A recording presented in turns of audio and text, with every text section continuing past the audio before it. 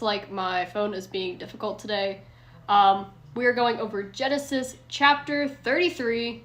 So I'm gonna give everybody a few minutes to get into the chat. If you guys don't know much about Genesis is a lot when you're going over it. So if you just pop in while while someone's reading it, you're gonna be really confused. So I'm just gonna give everybody a few minutes to pop in. And then I'll start reading. I'm gonna turn on the lights. It is freaking dark in here. Excuse my lazy pants. I'm wearing my lazy pants today.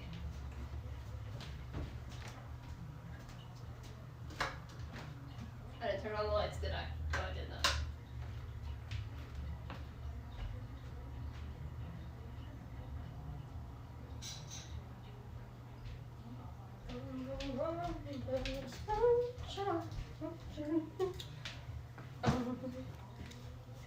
Alright. Also got me some chocolate. I love me some Dove chocolate.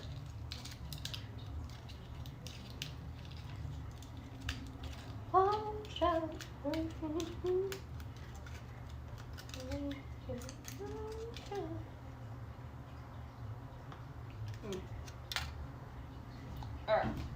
Back on the chute without falling. Okay, there we go. Excuse my feet.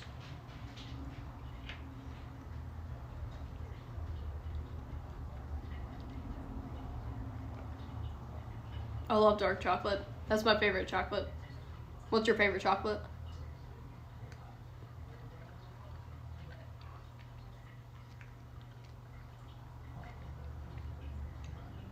A while back, I was at my college, and this guy had brought in, I don't know why he never explained, this whole tub of chocolates. He just did. And I was the only person who liked dark chocolate in the whole college, or who had gotten to it first, that would eat the dark chocolates. Amazing.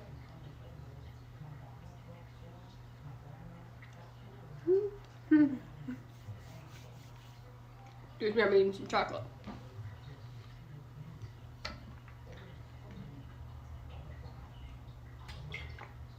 Alright, we're going over Genesis chapter 33.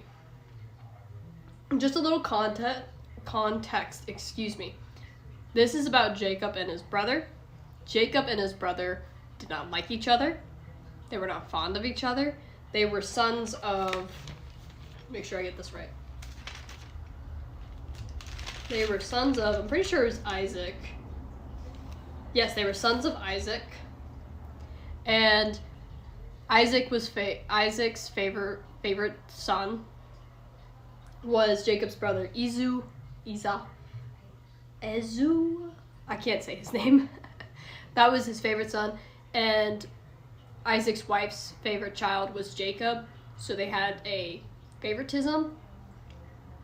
And when Isaac was dying, he was going to bless Esau, give him all the blessings, and Jacob stole it by pretending to be Esau, and because his mother had encouraged this.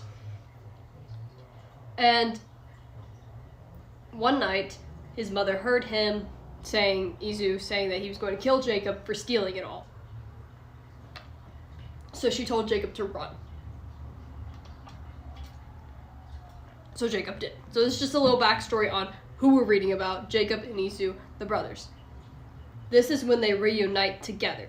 So right now we know that Esau has all the hatred, it seems, to hate Jacob, because Jacob got everything. He got his father's blessings. He got everything. And then he ran. He just got up and left. Didn't even face him like a man. Well, now Esau has heard that Jacob is just over the hill, right there. So we're going to read Genesis chapter 33 about their reunion. And Jacob lifted up his eyes and looked, and behold, Esau was coming.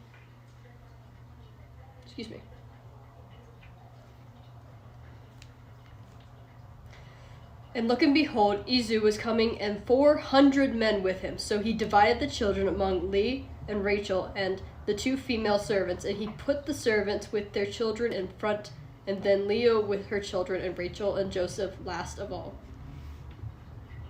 He himself went on before them and bowed himself on the ground 7 times until he came near to his brother. But Esau ran to him and embraced him and fell on his neck and kissed him. And they wept. And when Esau lifted up his eyes and saw the women and the children, he said, "Who are these with you?" Jacob said, "The children whom God has graciously given your servant." And then the servants drew near, they and their children, and bowed down. Leah likewise and her children drew near and bowed down. And last Joseph and Rachel drew near, and they bowed down. Esau said, "What do you mean by all this company that I met?" Jacob answered, "To find favor in your sight, of my lord." But Esau said, "I have had enough, my brother. Keep what you have for yourself." Jacob said, "For I have seen your face, which is like seeing the face of God, and you have accepted me. Please accept my blessings that is brought to you, because God has delighted graciously with me, and because I have enough." Thus he urged him and took it. Then Esau said, "Let us journey on our way, and I will go ahead of you." But Jacob said, "My Lord knows that children are frail, and that the nursing flocks and the herds are care to me.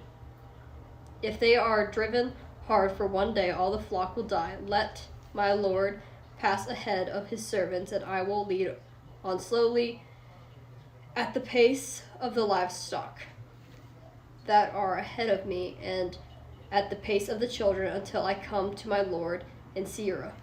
So Esau said, "Let me leave with you so of the people who are with me."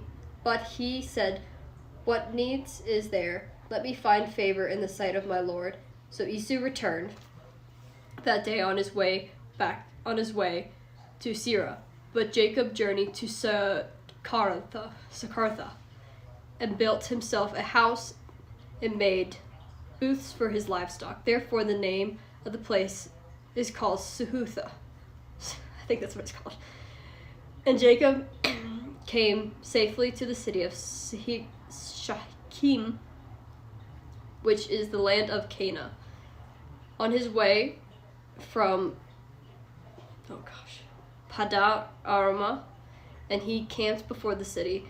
And from the sons of Harma, Schema's father, he bought for 100 pieces of money and a piece of land on which he had pitched his tent.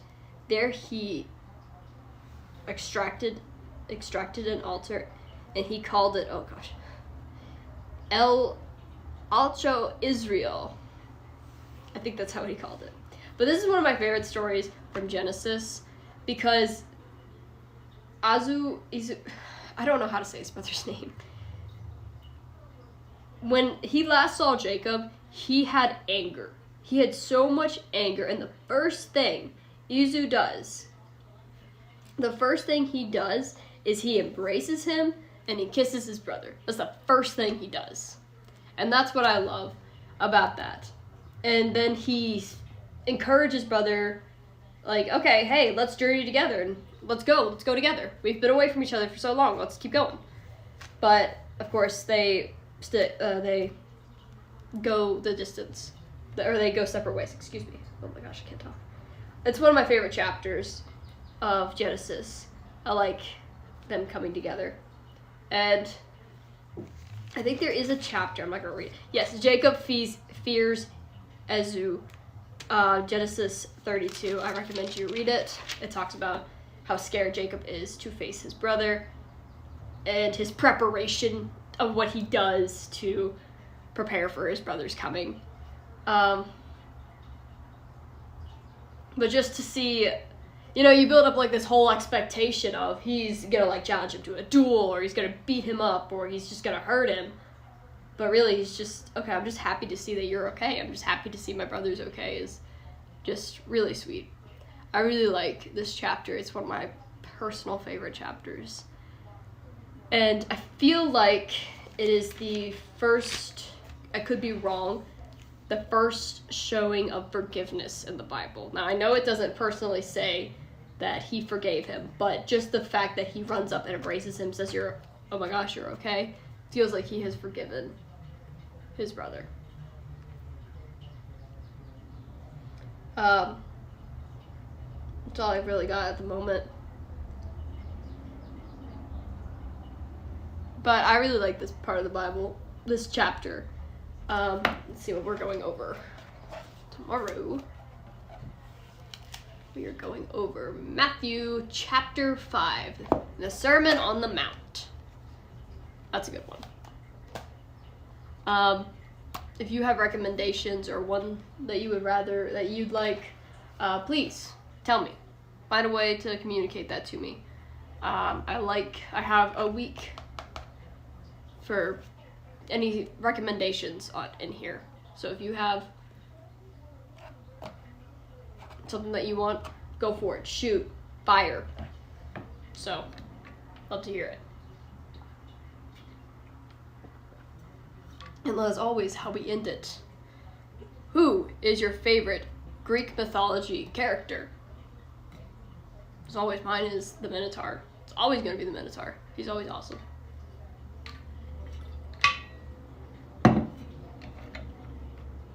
But I think that's what we're going to leave it off with today. I hope you guys enjoyed, as always. I'm sleepy. But Cherry, I'm praying for you guys who are doing Lent. If you're doing Lent, keep pushing through. It is, excuse me, where's my calendar? It's officially, you're almost 2 weeks. Almost 2 weeks. So, keep pushing. I've meant to say it was 2 weeks, or a week, officially a week, the 12th, but I had forgotten. My bad. But we're officially walking through that. Alright, well, my dear friends, Cherry, God bless. Keep pushing. I'm praying for you guys who are doing Lent. Keep going, guys. God bless.